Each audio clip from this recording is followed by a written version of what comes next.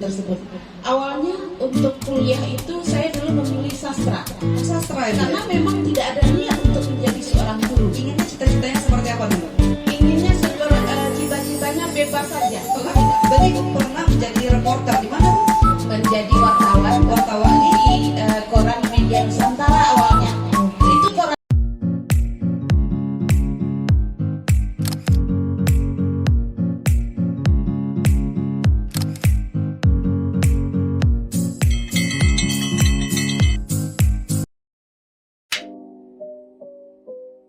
Bismillahirrahmanirrahim. Assalamualaikum warahmatullahi wabarakatuh.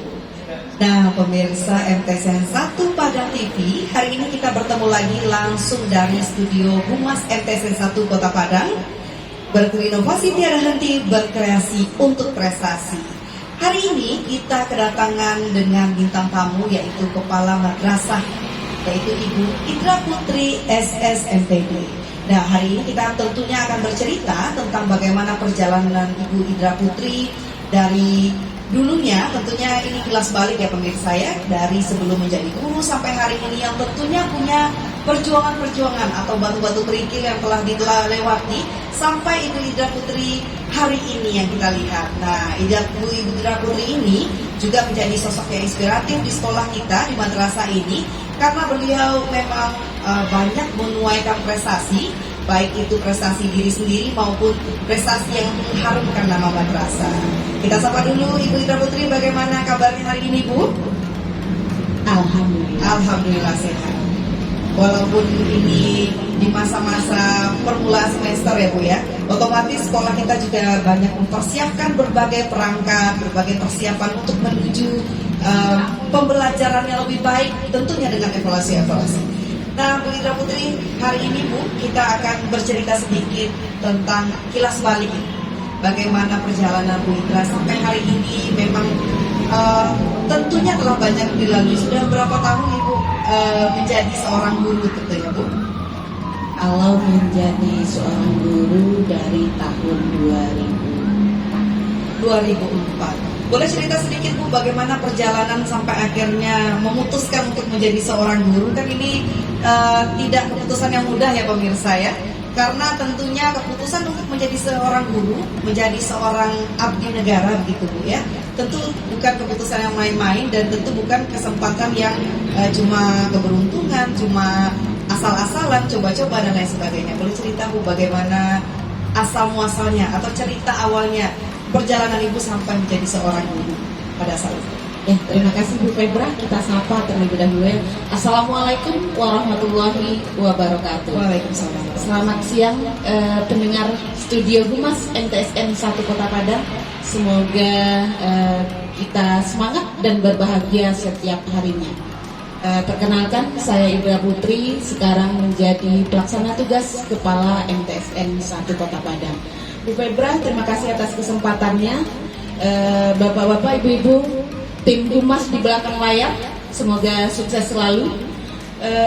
Memang Bu Febra tidak mudah untuk memutuskan menjadi seorang guru tersebut.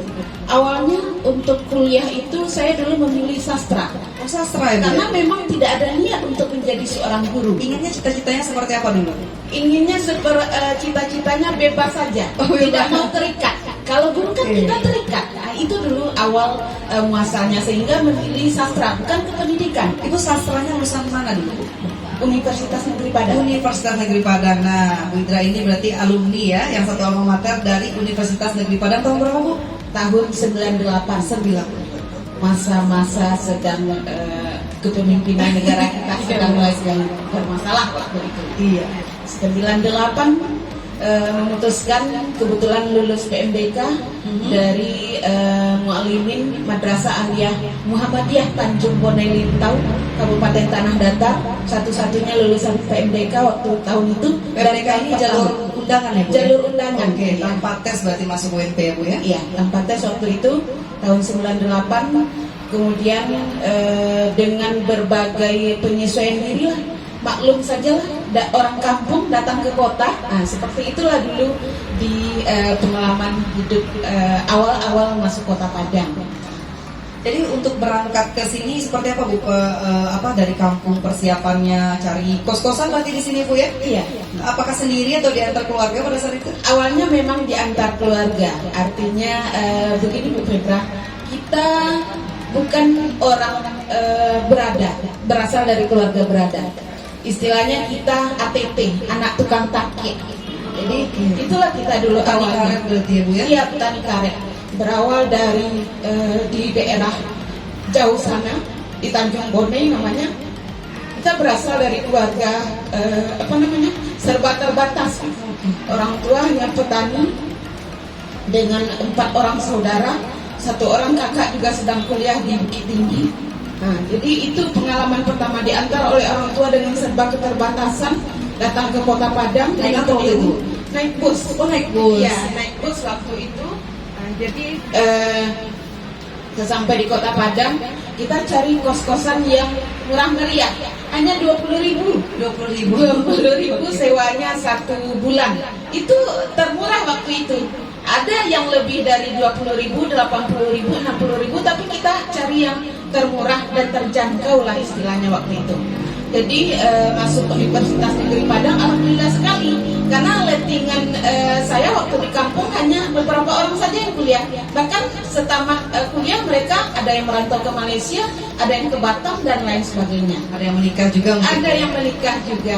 Berarti di lingkungan itu tidak terlalu banyak angkatan ibu yang melanjutkan ke perguruan tinggi pada saat Iya, itu?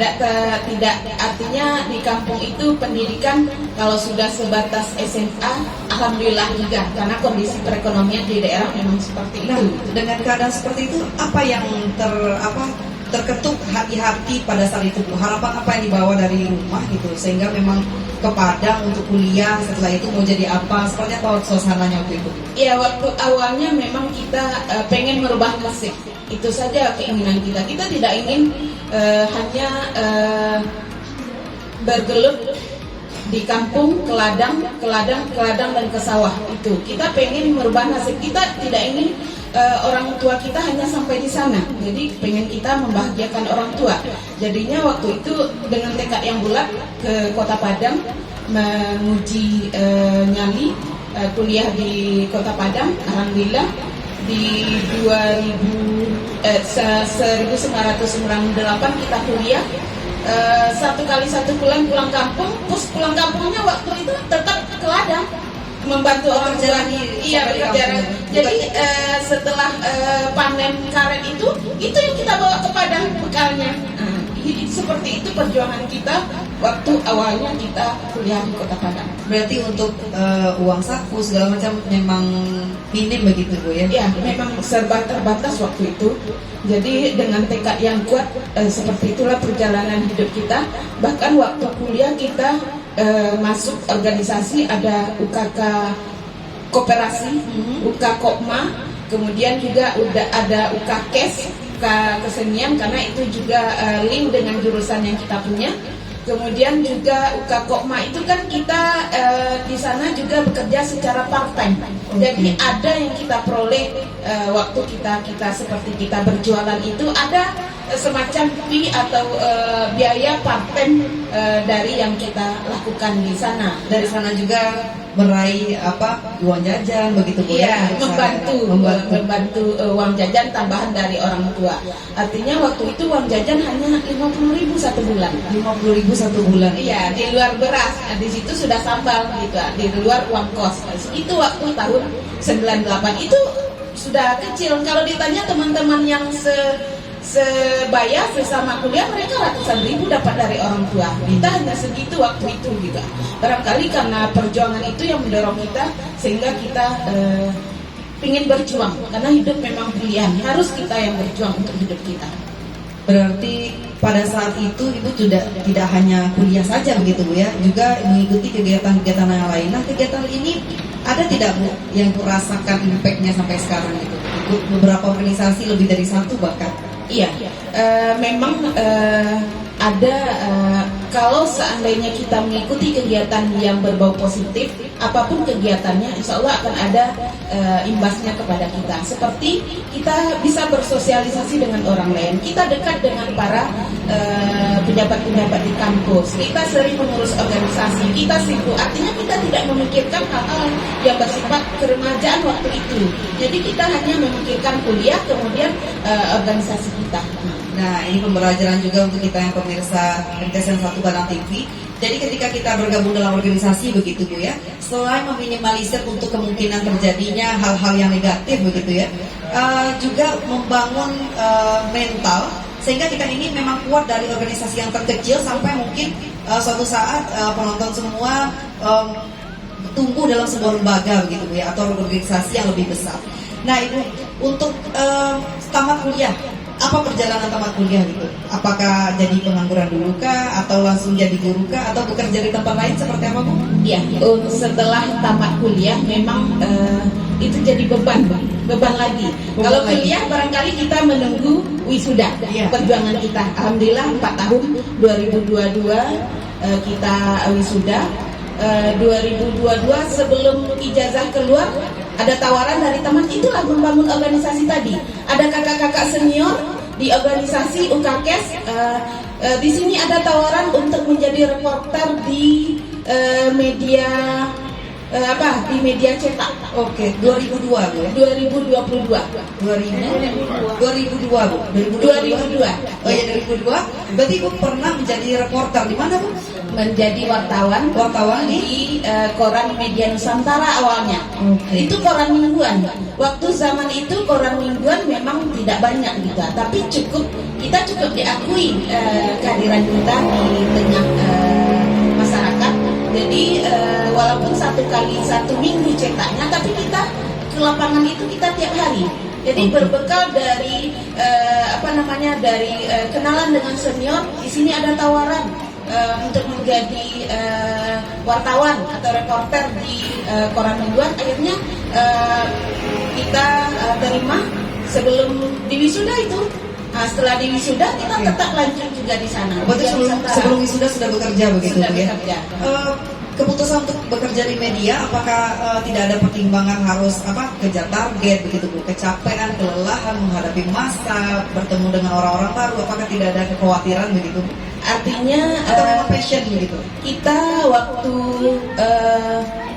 sebelum tamat itu kita memang sudah bertekad apapun itu kita harus lalui. Kita sudah bertekad apapun itu harus kita lalui.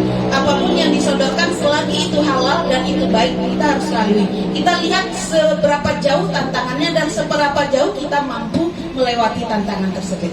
Berarti ini sebagai challenge juga untuk diri sendiri. Berarti apapun tawaran ambil dulu ya Bu ya? Ya, yang jelas ambil dulu. Kalau kita merasa tidak sanggup, baru kita angkat bendera. Tapi kalau kita merasa sanggup, kita lanjutkan. Berarti perang dulu Bu ya, jangan kalah dulu sebelum perang ya? Ya. Oke. Namun kapan Bu tersirat keinginan atau ada kesempatan jadi guru ini tahun berapa? Iya, 2002 sampai 2003 akibat artinya imbas dari kenal dengan senior juga di lapangan. Oke. Nah, ada tawaran mengajar di MTS Imam Manis.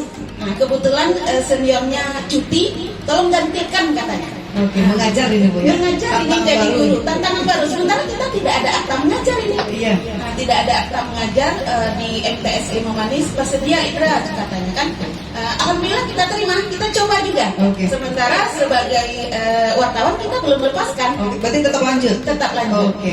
Nah, sesampai di MTSN begitu Bu, apakah tidak kebingungan gitu bukan dengan wah ini pekerjaan baru, tupoksi baru, job desk-nya semua baru, dan perkenalan baru itu seperti apa Bu?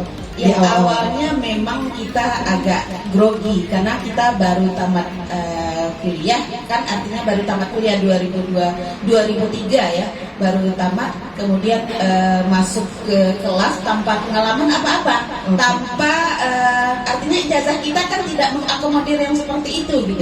Walaupun jatuhnya nanti kita ke sana. Nah, jadi awalnya grogi, tapi akibat berkat arahan-arahan dari senior-senior, kita lalui saja. Mengajar mata pelajaran bahasa Indonesia di tingkat MTS. Di tingkat MTS. Jadi kita lalui saja. Barang ada siswa itu yang nakal-nakal seperti itulah dia. Iya. Dia pandang kita dari awal sampai akhir. Awalnya kita grogi juga, tapi kita mencoba menenangkan diri. Mengapa kita seorang guru harus kalah dengan siswa? Itu dulu awalnya. Jadi akhirnya kita mampu mengalahkan itu. Di minggu pertama memang agak butuh perjuangan, tapi insya Allah minggu selanjutnya kita sudah mulai bisa menyesuaikan diri. Nah, ini juga mungkin berkaitan ya dengan beberapa rekan-rekan yang baru jadi ASN yang mungkin jurusannya agak ini Bu ya, tidak mengakomodir untuk pekerjaannya. Apa nih Bu tipsnya gitu? Ketika kita di lapangan dengan hal baru begitu ya Bu. Apalagi untuk jadi guru Bu, seperti apa kiat-kiatnya yang bisa kita pelajari, mungkin ini versi Bu Idranya, untuk bisa menyesuaikan diri dan mampu mendalami ternyata profesi kita ini seperti ini, job desk seperti ini, dan idealnya seperti ini. Bagaimana tips-tipsnya Bu? Ya, artinya yang penting pertama itu tekad. Kalau kita mau pasti ada jalan. Jadi kalau kita memang sudah membulatkan tekad kita untuk menggeluti suatu bidang, kita coba dulu. Kita tidak tahu apakah kedepannya memang bidang itu yang bakal merubah nasib kita. Nah, jadi kita harus, yang pertama itu tekad, yang kedua harus memang punya kemauan kita. Jadi kalau memang itu sudah kita jalankan, kita lalui, insya Allah kedepannya akan lebih lancar perjuangan kita. Meskipun memang ada kerikil-kerikil seperti sulitnya kita membagi waktu, kita dihadapkan dengan persoalan dengan pimpinan dan lain sebagainya. Tapi kalau kita lewati dengan santai, apa yang kita takutkan di awal belum tentu seperti itu yang terjadi efek buruknya. Barangkali karena ketakutan kita saja yang berlebihan, tapi pada kenyataannya itu tidak terjadi. Baik, mungkin itu tipsnya dalam bidang pekerjaannya Bu ya. Dalam sosialisasinya bagaimana tipsnya Bu? Karena kita tentu dihadapkan dengan senior-senior yang bisa jadi tidak satu alma mater dengan kita, tidak satu jurusan. Dan bagaimana Ibu menghadapi keadaan sosial begitu Bu ya? Tentu dengan masuknya Ibu ke tempat baru, Ibu diterima sebagai orang baru ini Bu. Tentu banyak respon, apakah itu yang baik, apakah itu yang tidak ingin dekat, apakah ingin mendekat, apakah macam-macam lah Bu bertemu dengan orang. Bagaimana tipsnya Ibu secara pribadi menghadapi suasana sosial yang baru-baru itu? Yang jelas kita tanamkan kepada diri kita, setiap apa yang kita lakukan tidak selalu berjalan mulus. Artinya apa yang kita lakukan tidak akan selalu lancar. Sebanyak orang yang suka kepada kita, sebanyak itu pula orang yang tidak suka kepada kita. Jadi itu yang perlu kita pahami dalam hidup ini. Kita tidak perlu muluk-muluk. Apa yang bisa kita lakukan hari ini, itu yang kita bisa berikan. Kalau bertemu dengan orang yang tidak suka begitu Bu, seperti apa Ibu menghadapinya secara pribadi gitu? Mungkin dalam hati Ibu tahu gitu, si A, si B, si C mungkin tidak sedikit kontra gitu. Apakah dengan keseharian segala macam, apa kiat Ibu menghadapi itu supaya memang ini harmonisasi ini terjadi? Artinya sepanjang kita tidak menyinggung seseorang itu secara pribadi, berbeda dari segi aturan ya. Kalau kita memang menjalankan aturan, kita tinggal memberi pengertian kepada orang tersebut. Karena memang setiap kebijakan yang kita berikan, setiap perkataan yang kita keluarkan tidak akan selalu diterima oleh orang lain. Jadi memang kita berusaha untuk melakukan yang terbaik. Jadi kalau memang ada ditemui orang-orang yang artinya yang bertentangan atau menentang kita, dalam hati kita hanya berdoa. Mudah-mudahan dia disadarkan oleh Allah. Oke. Berarti selagi itu benar dan itu baik ya Bu ya, berarti harus kita tempuh Bu ya. Meskipun dengan ketegasan-ketegasan yang mungkin tidak semua orang yang bisa langsung menerima begitu. Oke, itu beberapa tips dalam bersosialisasi ini bagi para pemirsa yang mungkin diletakkan di tempat kerja baru, job desk baru dengan adaptasi. Karena begini Bu, tidak semua orang bisa langsung punya jiwa adaptasi yang memang begitu adaptif begitu Bu ya, bisa langsung diterima ataupun menerima lingkungan baru. Nah, sampai ke MTSN 1 itu bagaimana ceritanya? Kenapa Ibu sampai di sini? Kenapa tidak di Limah Manis saja gitu? Iya, sampai ke MTSN 1 memang butuh perjuangan juga. Terakhir 2005 kita juga dapat tawaran menjadi reporter radio. Oke. Berarti jadi penyiar di radio. Radio apa itu? Reporternya Radio Padang FM. Oke, reporter. Reporter masih terkait pemberitaan. Jadi di samping kita sebagai wartawan media cetak, kita mengajar di MTS Ilmu Manis. Kita tiga hari itu jadwalnya 3 hari untuk mengajar, 3 hari di lapangan. Oke. Nah, waktu itu kita mangkalnya di kantor gubernur Sumatera Barat dan DPRD Sumbar. Alhamdulillah berkat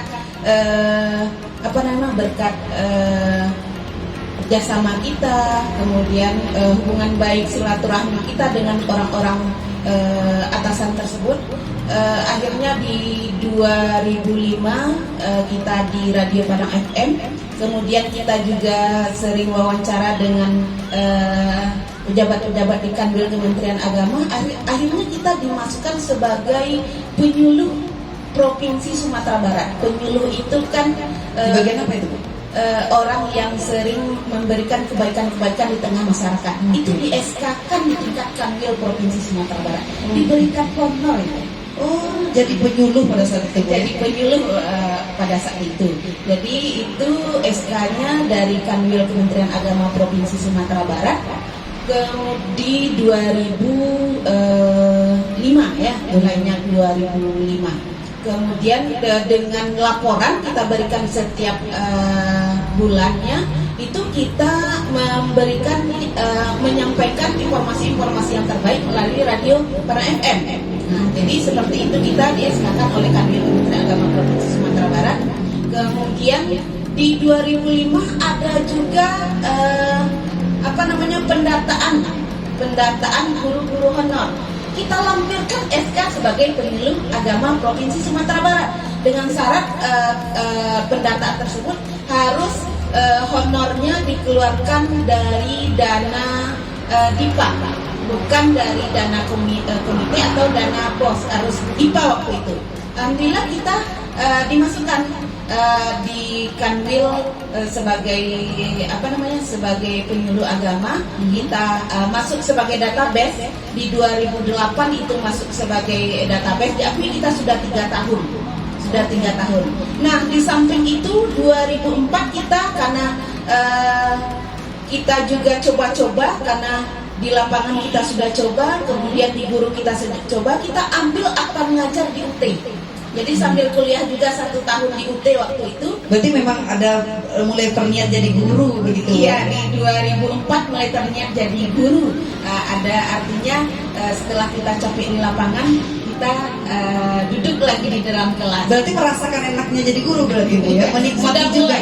Sudah mulai di Iya, 2004. sudah mulai, Bu, ya? Iya, sudah mulai di 2004 sehingga kita mengambil akta mengajar di Universitas Terbuka waktu itu.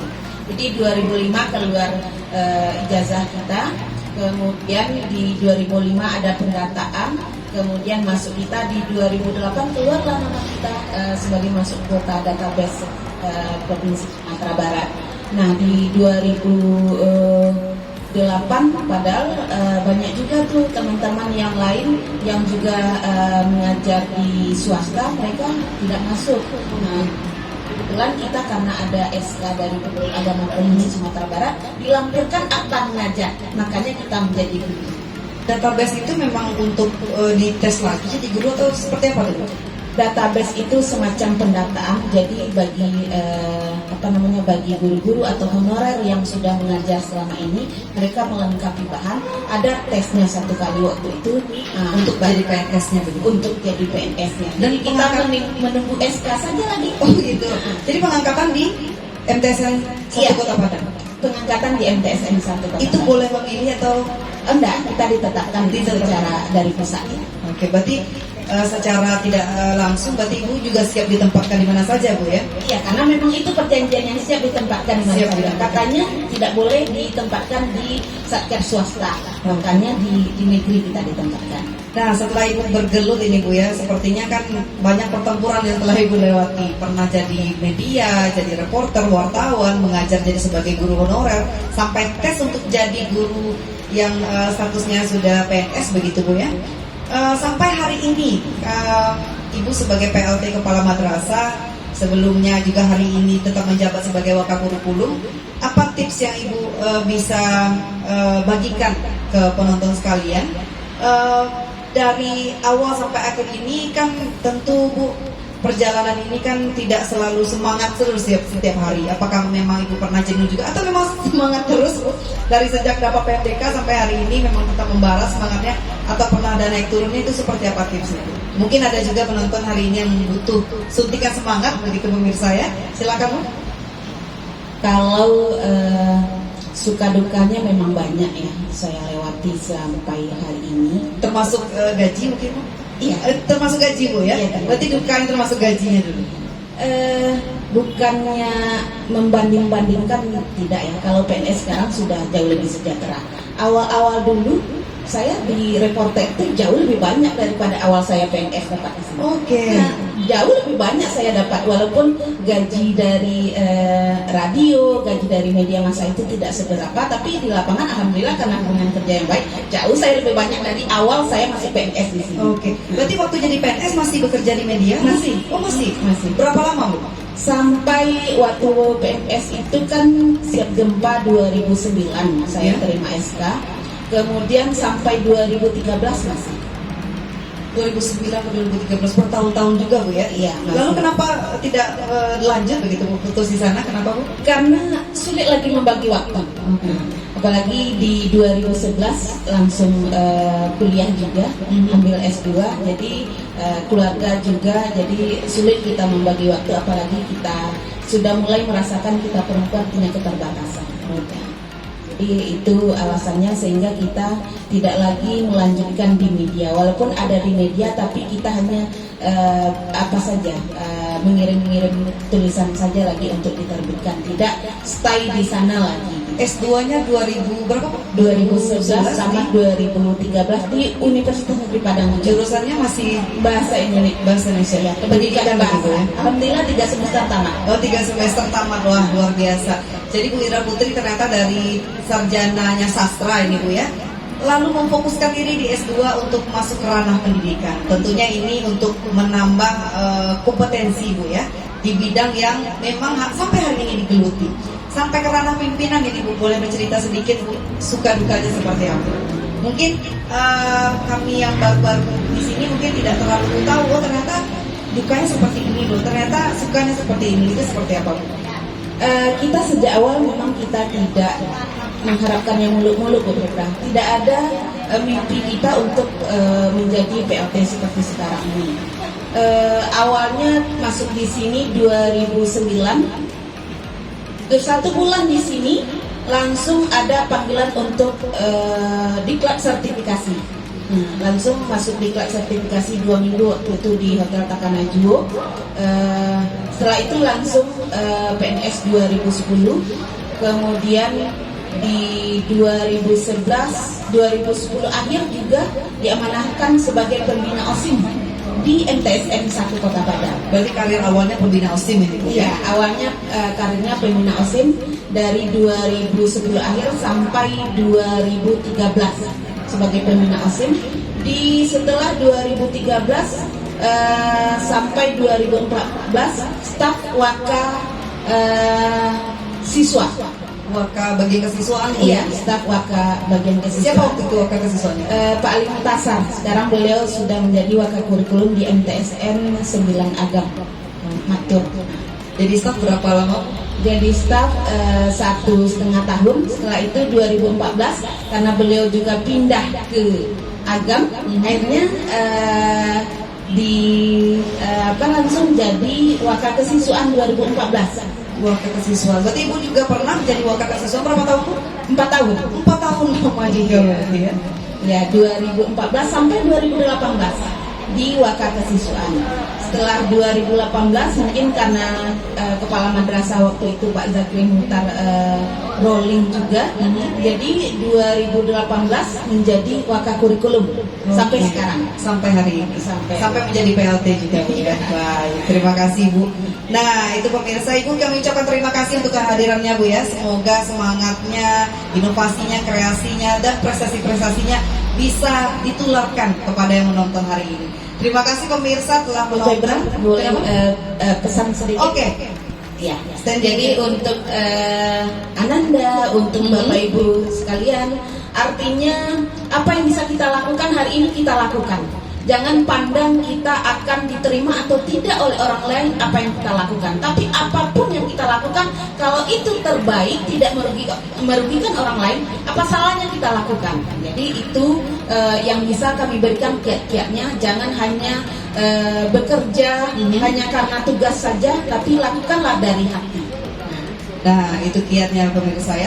Jadi ternyata Bu ya, apa yang kita pikirkan itu yang belum tentu terjadi itu jangan terlalu yang negatif-negatifnya didahulukan Bu ya. Tetap pikirkan yang positif, karena tentunya apa yang kita pikirkan itu yang kita ucapkan itu mengalir ke perbuatan-perbuatan kita. Semoga semangatnya tadi tetap menular ya pemirsa ya. Tetap saksikan live kita dari studio Humas MTSN 1 Kota Padang dengan program-program Ciamik yang berikutnya. Terima kasih kan pemirsa telah menonton. Sampai jumpa. Bila taufik wal hidayah. Assalamualaikum warahmatullahi wabarakatuh.